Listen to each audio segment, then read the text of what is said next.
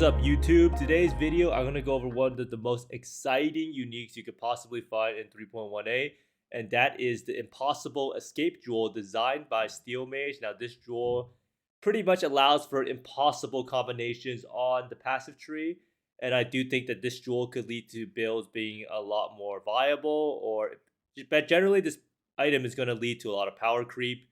So this will allow you to get max res. This will allow you to get additional curse. This will allow you to pretty much save an anoint and anoint something else in a lot of cases. And the only opportunity cost is that you just put in one jewel, right? So it's actually a crazy powerful unique that I think will probably be used by almost every single player as long as they can afford the jewel, right? So this jewel is probably going to have near like 70% use rate on PoE Ninja by the end of the league. Now, to get some quick background on the jewel, this jewel was actually designed by the one and only Steel Mage. Now, Steel Mage designed this for the boss kill race last league, and this is a corrupted Viridian jewel. So you can see here it says corrupted. Now, what this means is that you can't really divine it, so what you get is call to arms. And as to how this jewel works, is it allows you to anoint anything in a small radius, right? So if you hover over a keystone, you can anoint anything within that small radius. So you can anoint Imbalanced Guard is a really good one. But I'm going to go over all of the best locations. So in case you drop one of these jewels from Maven, you won't accidentally sell it to a lowballer who's trying to offer you 1x. I do think that these jewels will be extremely expensive at the top end, depending on the actual drop rate of it. So this jewel is kind of similar to Intuitive Leap in that it allows you to allocate any node in a small radius around the keystone.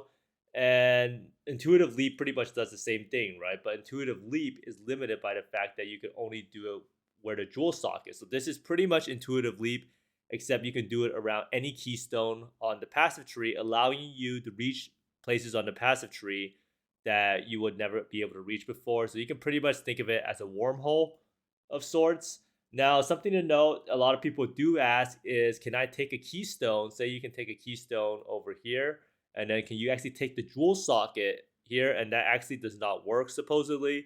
Although this is not 100% confirmed, but if you actually use Intuitive Leap, you cannot actually allocate a jewel socket. So that's something to keep in mind. So let's go over the best places that I've personally found for this new jewel. So the first one up, we have something called Imbalanced Guard, and I do think that this one will probably be the most expensive one, especially for builds that just don't have any access to the left side of the tree. Now, the reason why this jewel is so expensive is because you can see the small radius, is that this allows you to get 3% max res and even 4% max lightning res.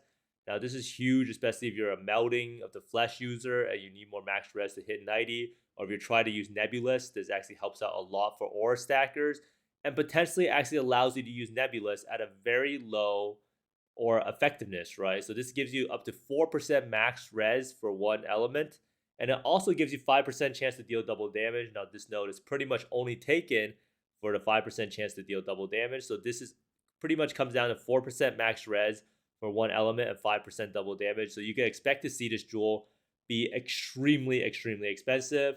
Now, next up, we have Chaos Inoculation. I saw this one and I was pretty much blown away because people know how good like additional curse is. It actually costs 3 golden oils. So this one gives you a Whispers of Doom, which gives you additional curse. And it also gives you Influence, which is 14% increased effect of non-curse auras and 8% mana reservation efficiency of skills. Now, a lot of these jewels you'll notice will help out mana reservation efficiency, and it's all about trying to get effective non-curse auras and reservation efficiency in order to run more auras. Nowadays, most characters are pretty much like de facto aura stackers, so that's why you'll see a lot of these jewel sockets really prioritize auras. Now, another thing that's really good is you can actually get Arcane Sanctuary. Now, why Arcane Sanctuary is good, besides just being super good for spellcasters, is it actually gives you 25% chance to avoid elemental ailments. And 25% chance to avoid elemental ailments is pretty much a no-brainer that you always want to take. So this makes it a lot easier to get ailment immune. So say you're playing like Lightning Strike Berserker, you want to get ailment immunity. This actually helps out a lot in order to get ailment immunity, because you can get 25% there, then you can get 20% on the tree, and you can get like 35% on the shield. So that makes you very close to being able to get 100% ailment avoidance. Next up, we have Supreme Ego, and the person who made the screenshot is pretty funny. So he pretty much realized that this is literally just charisma, right? Now, charisma is incredibly strong. Anyone who's actually played Aura Stacker before knows that you pretty much waste all of these pathing nodes, 1, 2, 3, 4, and waste a jewel socket with Intuitive Leap just to get charisma, right?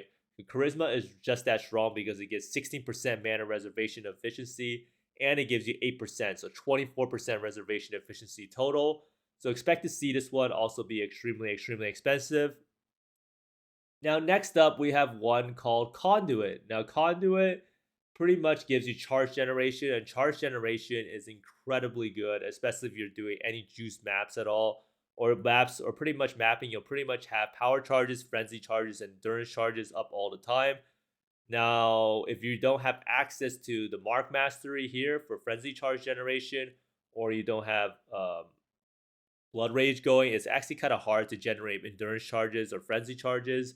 So that's why this node is actually super useful for getting charge generation.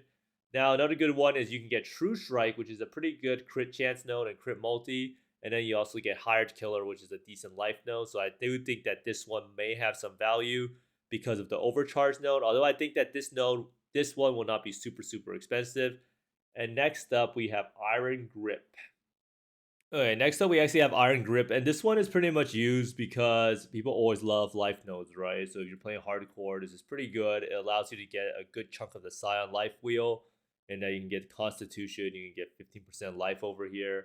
And you can also get this one node here, which is Berserker, which gives you some rage.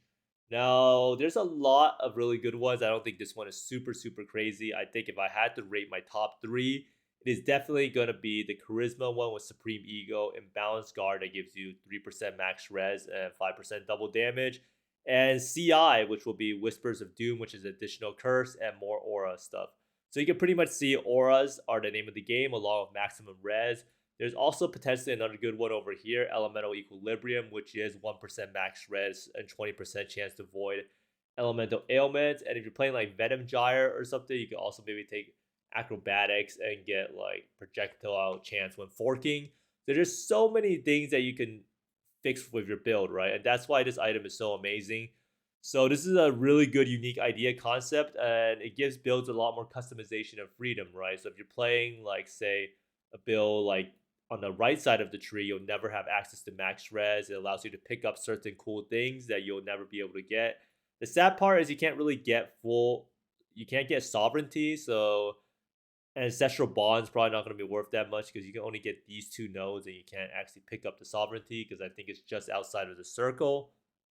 Now, this also brings up the point, maybe one day they'll allow you to take keystones that are just too far to travel to. So maybe they can one day make a large cluster jewel, something like a Voices that wastes like 8 of your passive points, but you're able to take any keystone on the tree, right?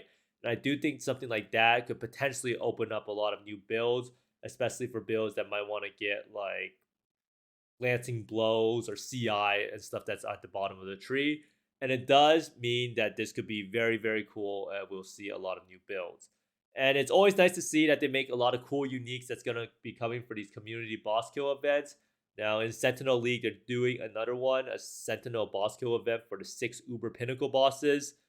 And you'll be able to design a unique. So maybe I'll try it out and see if I can actually get a placement and design a unique for Aura Stackers, because I do think that maybe a new chess piece for Aura Stackers could be super, super cool. But thanks for watching, everyone. I hope you find more uniques, exalts, and mirrors to me, and see you next time. Bye.